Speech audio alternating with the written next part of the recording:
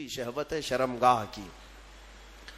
یہ نہایت ہی خطرناک ہے جو زنا تک لے جاتی ہے, اور یہ شرمگاہ کی شہوت انسان کو تباہ و برباد کرتی ہے. حدیث رسول ہے, میرے آقا صلی اللہ علیہ وسلم نے فرمایا جو زنا کرتا ہے اس وقت اس کا ایمان اٹھا لیا جاتا ہے. ایمان کے ساتھ کوئی زنا کر ہی نہیں سکتا, ایمان کی حالت میں کوئی زنا میں مبتلا ہو ہی نہیں سکتا. جس وقت وہ زنا میں مبتلا ہو اس کا ایمان اٹھا لیا جاتا ہے. یہ اسلام میں سب سے سنگین جرم ہے, سب سے بھیانک گناہ ہے. بلکہ بعض حدیثوں میں ہے کہ جب کوئی اجنبی مرد اور اجنبی عورت جن کا کوئی اسلامی تعلق نہیں ہے, رشتہ نہیں ہے, وہ جب تنہا ہوتے ہیں اور خواہشات نفسانیہ ان کی ابھر آتی ہیں, شہوت باہر آتی ہے, تو اللہ کا عرش بھی ہلنے لگ جاتا ہے. یہ اتنا بڑا بھیانک گناہ ہے. اللہ تبارک و تعالی سخت ترین عذاب ان لوگوں کو دے گا جو زنا میں مبتلا ہیں. بلکہ ایک روایت یہ ملتی ہے قیامت کے دن وہ لوگ آئیں گے جو زنا میں مبتلا تھے اور انہیں ننگا لایا جائے گا, اور ان کی شرمگاہوں پر لوہے کے سلاخوں سے فرشتے آگ تپا کر کے داغ رہے ہوں گے. ان کی شرمگاہوں کو, وہ عورتیں ہوں یا مرد ہوں, ان کو تپایا جا رہا ہوگا, اور اس کی بدبو اس قدر سخت ہوگی کہ پورے اہل محشر ان سے پریشان ہو چکے ہوں گے. ان کے شرمگاہوں سے بدبو بہت تیز نکلے گی. یہ وہ لوگ ہوں گے جن کو بھرے محشر میں بتایا جائے گا کہ یہ لوگ اپنی شرمگاہوں کی حفاظت نہیں کرتے تھے, یہ زنا جیسے گناہ میں مبتلا تھے. میرے عزیزو, قرآن کیا کہتا ہے؟ وَلَا تَقْرَبُوا الزِّنَا. تم زنا تو دور کی بات ہے, اس سے قریب تک بھی مت جاؤ, قریب تک بھی مت جاؤ. قریب جانے کا مطلب کیا ہے؟ آنکھوں سے اور اس کے بعد زبان سے. انسان یہاں سے قریب ہوتا ہے. ایک اجنبی مرد کسی کو دیکھتا ہے, عورت کو, یہاں سے شروعات ہوتی ہے, پھر بات چیت کرتا ہے, یہ ڈبل شروعات ہے. اور اسی سے میرے مولا نے قرآن میں روکا ہے. تم اگر ابتدا میں ہی اگر رک گئے تو بڑے بھیانک جرم سے بچ جاؤ گے. اور زنا کرنے والے پر 15 عذاب ہے, 15 عذاب. 5 دنیا میں دیے جائیں گے, 5 قبر میں, اور 5 قیامت کے دن. 5 جو دنیا میں دیے جائیں گے وہی سخت ہیں کہ اس کے چہرے کا نور ختم کر دیا جائے گا, اس کا رزق ہٹا دیا جائے گا, اس کی اولاد سے صالح اولاد ختم کر دی جائے گی, نسل خراب ہو جائے گی. زنا کے جو 5 عذاب ہیں دنیا میں وہی سخت ہیں. چہرہ بگڑ جائے گا, بارونق نہیں ہوگا چہرہ, بے رونق ہو جائے گا, رزق میں کٹوتی, بے برکتی آ جائے گی. ان تمام چیزوں سے مومنین اپنے آپ کو بچائے رکھیں. یہ سورہ مومنین ہے, اور اس کے بعد سورہ نور کی ہم نے تلاوت کی. سورہ نور میں اللہ تبارک و تعالیٰ نے یہی زنا کی مذمت بیان کی. شروع کی آیتیں ہیں کہ ایک اجنبی مرد یا عورت زنا کر لیں. زنا کیا چیز ہے؟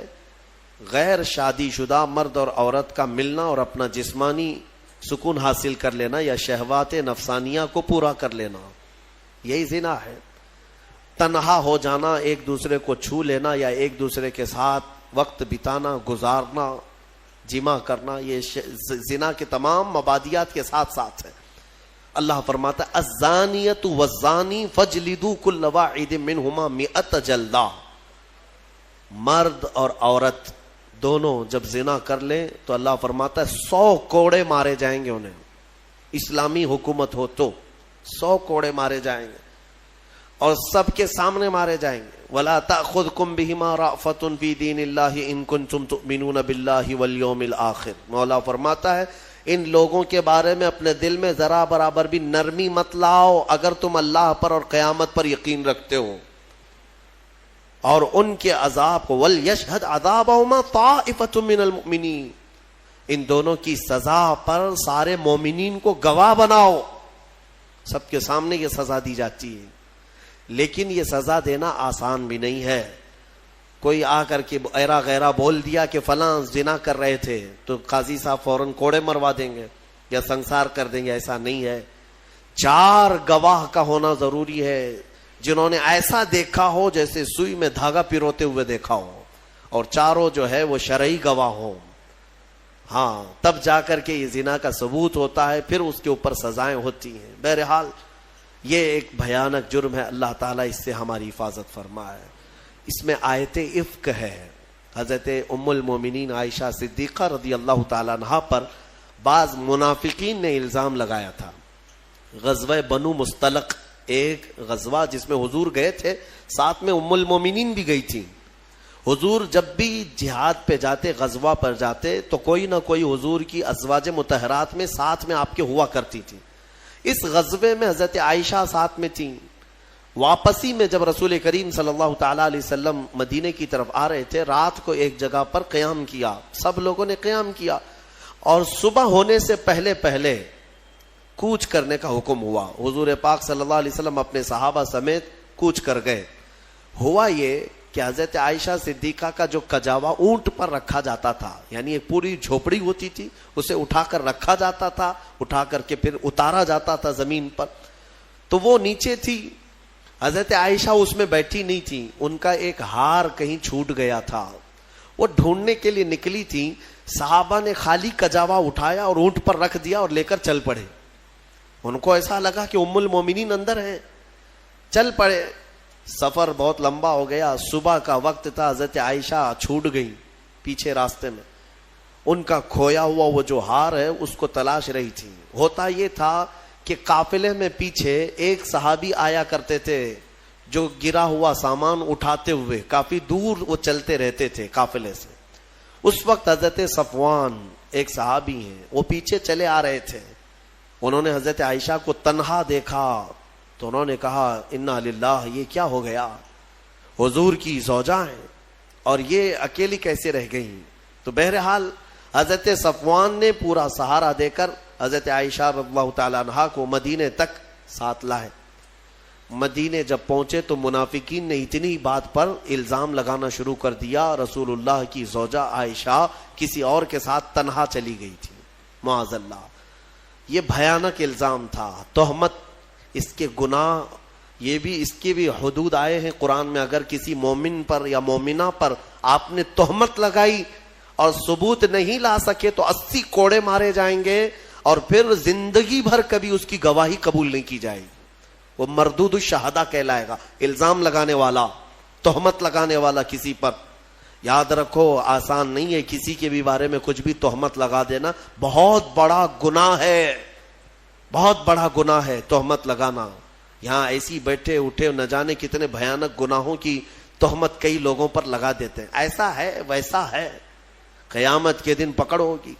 حضرت عائشہ صدیقہ رضی اللہ تعالیٰ عنہا پر جو تہمت لگائی تھی، یہ کنٹینیو 1 مہینے تک معاملات مدینے میں چلتے رہے۔ حضرت عائشہ اپنے میکے چلی گئی تھی، حضرت ابوبکر کے گھر۔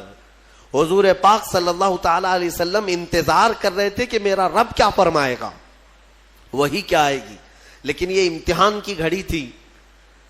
حضور پاک صلی اللہ تعالیٰ علیہ وسلم صحابہ کو بلاتے اور پوچھتے تمہارا میرے گھر والوں کے بارے میں کیا خیال ہے، میری زوجہ کے بارے میں کیا خیال ہے۔ جو عشق والے تھے انہوں نے عشق کی بولیاں بولی۔ حضرت عمر سے بلایا، پوچھا حضور نے تم کیا کہتے ہو؟ حضرت عمر نے کہا یا رسول اللہ صلی اللہ علیہ وسلم، جب رب تبارک و تعالیٰ نے آپ کے جسم پر مکھی کو پسند نہیں فرمایا تو آپ کی ازواج مطہرہ میں بدکار عورت کو کیسے پسند فرما سکتا ہے؟ یقیناً آپ کا گھر پاک ہے، اللہ تعالیٰ نے آیت تطہیر میں فرما دیا کہ محبوب ہم نے آپ کے گھر کو ہر برائی سے پاک رکھا ہے۔ حضرت عثمان غنی نے بھی اسی طرح کی بات کی، کہا یا رسول اللہ صلی اللہ تعالیٰ علیہ وسلم، رب تبارک و تعالیٰ نے ہر علائش سے آپ کو پاک کیا ہے، تو آپ کے گھر پر اور آپ کی بستر پر اگر عائشہ کے اندر کوئی عیب ہوتا تو اللہ کبھی بھی اس چیز کو پسند نہ کرتا، بلکہ عائشہ کا نکاح اللہ کی مرضی سے آپ کا ہوا ہے۔ یہ چیزیں ہوتی رہیں، پھر 1 مہینے کے بعد اسی سورہ نور میں وہ آیت نازل ہو گئی۔ رب تبارک و تعالیٰ نے ام المومنین عائشہ صدیقہ کی پاکی بیان